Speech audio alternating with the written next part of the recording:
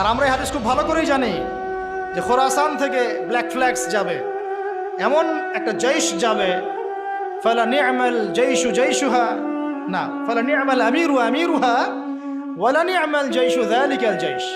কতই না উত্তম সেই বাহিনীর আমির আর কতই না উত্তম ওই সেনাবাহিনী। আল্লাহ নবীজি বলছেন তারা যুদ্ধ করতে করতে করতে করতে বাইতুল মুকাদ্দাস পর্যন্ত জয় করবে, পৃথিবীর কোনো পরাশক্তি ওকে ঠেকাতে পারবে। আর যদি সেটা এই বিশ্বে হয় তাহলে আমরা বুঝতে পারছি এরা কারা হবে।